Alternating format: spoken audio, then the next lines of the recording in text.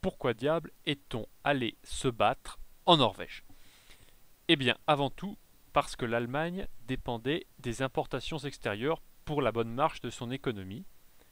Or, ces importations passent en bonne partie par la mer, et les Alliés tiennent celle-ci fermement.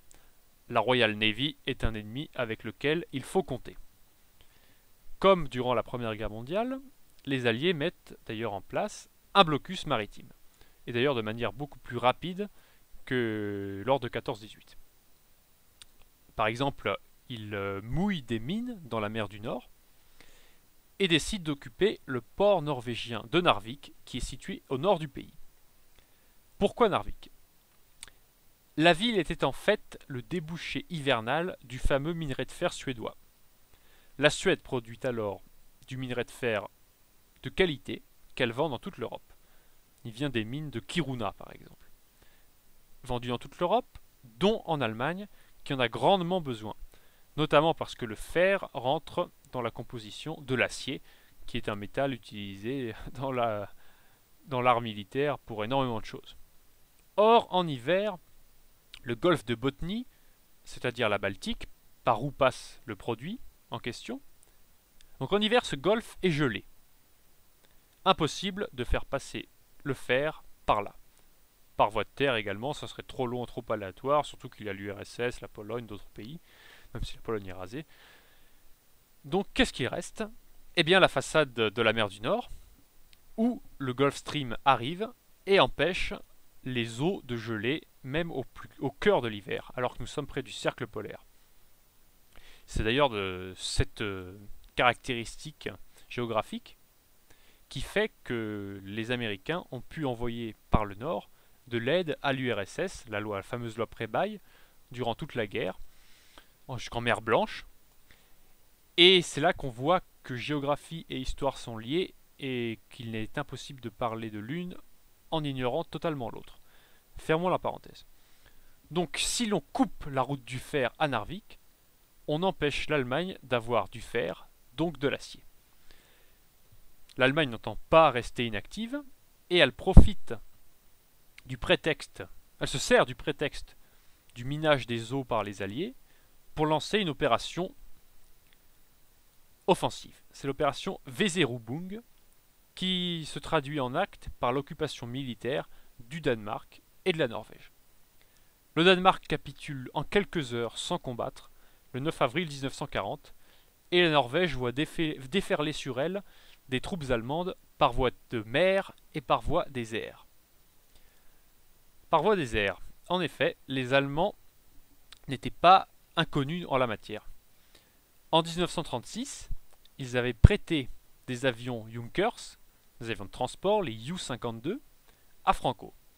Celui-ci les avait utilisés pour faire passer toute l'armée d'Afrique en Espagne, et il n'aurait pas pu le faire d'une autre manière, puisque la marine espagnole était restée fidèle à la République.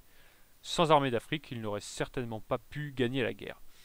Donc le pont aérien est utilisé une nouvelle fois avec un grand succès en Norvège. Par voie de mer, les choses sont un peu plus compliquées pour les Allemands, puisque la Kriegsmarine n'a pas le niveau des autres marines, et elle subit même des pertes importantes face aux Norvégiens.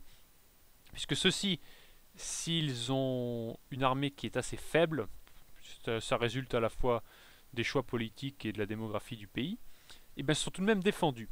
Par exemple, à Oslo, qui est proche de la mer, qui est même sur la mer, des batteries côtières tirent sur la Kriegsmarine, qui s'y attendait pas, et un navire important est même coulé.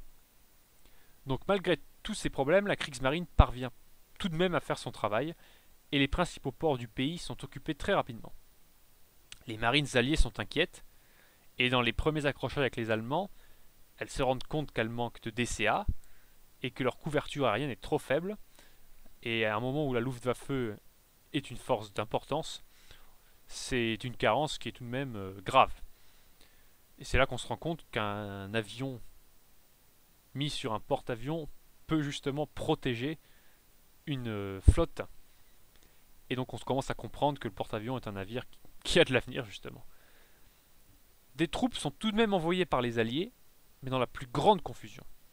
C'est-à-dire qu'il y a des ordres pour le départ des troupes, puis des contre-ordres qui annulent ce départ, des nouveaux ordres qui redisent à nouveau aux troupes de partir, alors que celles-ci ont été dispersées, qu'elles ont été redispatchées ailleurs.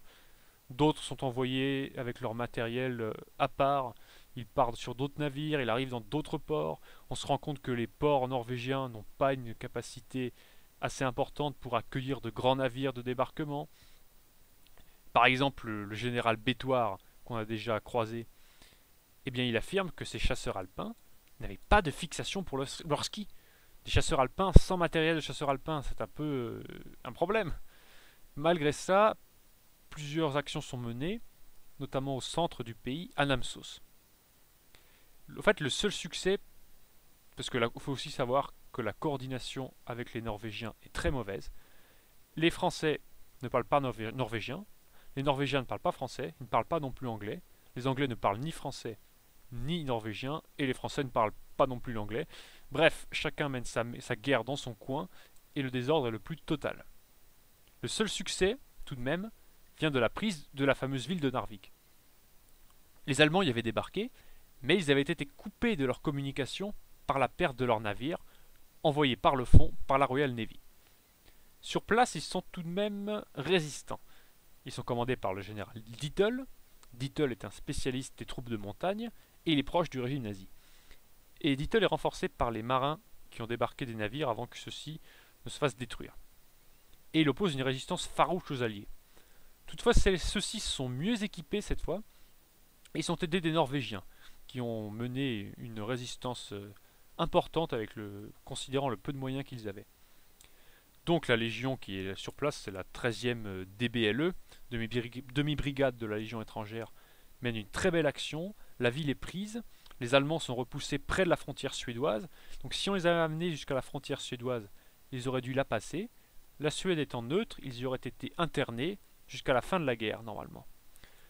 Toutefois, ce succès ne peut pas être exploité, puisqu'au même moment, les Allemands lancent leur grande offensive, en mai-juin 40 donc, en Europe.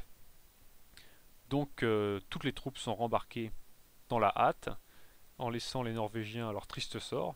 D'ailleurs, ceux-ci vont devoir se rendre rapidement. Et la campagne de Norvège finit par un échec. Heureusement, le général Bétoir a sauvé l'honneur de l'armée française par sa belle victoire qui est l'une des seules de 1940. De toute façon, on ne peut s'empêcher de penser que toute l'opération était plus destinée à montrer à l'opinion publique que justement on faisait quelque chose. Et il ne faut pas se leurrer. Les effectifs engagés étaient d'une dizaine de milliers d'hommes tout au plus, et leur combat, même s'il avait été victorieux, n'influait en rien sur la décision finale, qui elle se jouait en Europe centrale et surtout en Europe de l'Ouest, l'attaque du Benelux et de la France. Donc voilà un peu ce qu'a été la drôle de guerre. J'espère que ce dossier vous a intéressé, et beaucoup d'autres suivront.